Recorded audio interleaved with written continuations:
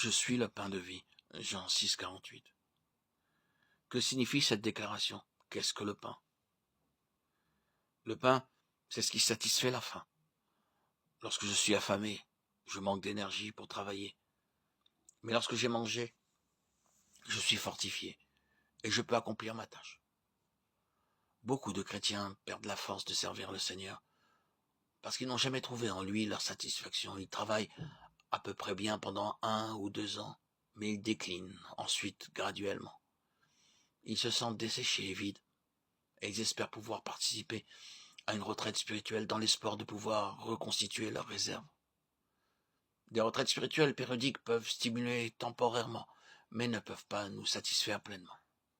Ce n'est que lorsque nous découvrons que Jésus est le pain de vie et que nous apprenons sans cesse à aller à lui, que nous sommes satisfaits de manière permanente. Quand il était dans ce monde, il était, dans une certaine occasion, fatigué et avait faim. Cependant, il répondit aux besoins de la Samaritaine et à son propre besoin, en se dépensant lui-même en sa faveur.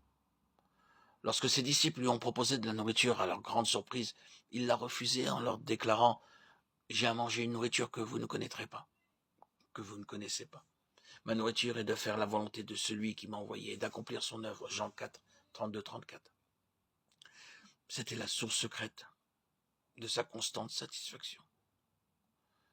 Une fois de plus, Jean rapporte les paroles du Seigneur, proclamant qu'en lui sont satisfaits tous les besoins de l'homme. Nous lisons dans Jean 8, 12. Jésus leur parla de nouveau et dit « Je suis la lumière du monde. Celui qui me suit ne marchera pas dans les ténèbres, mais il aura la lumière de la vie. » Christ n'est pas seulement le donateur de la lumière. Il est la lumière. Il est la lumière du monde. Et ceux qui ont une étroite relation avec lui ont beaucoup plus qu'un simple rayonnement de lumière. Ils ont la lumière de vie. La lumière spirituelle n'est pas une question liée au savoir intellectuel. Il arrive fréquemment que ceux qui voient beaucoup dans le domaine spirituel en parlent peu, à l'opposé de ceux qui ont une petite vision spirituelle, mais qui sont toujours prêts à parler de cette merveilleuse lumière qu'ils ont reçue du Seigneur.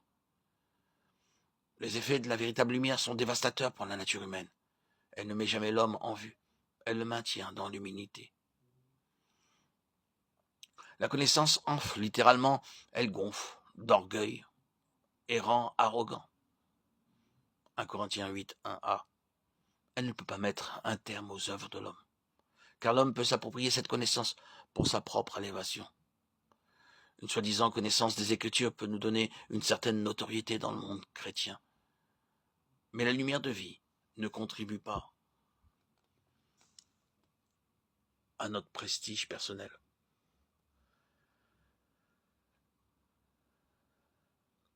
Au contraire, elle peut faire ce que nulle lumière ordinaire ne peut faire. Elle porte atteinte à l'homme naturel par son éclat aveuglant, et fraye pour Dieu une voie pour la réalisation de son dessein.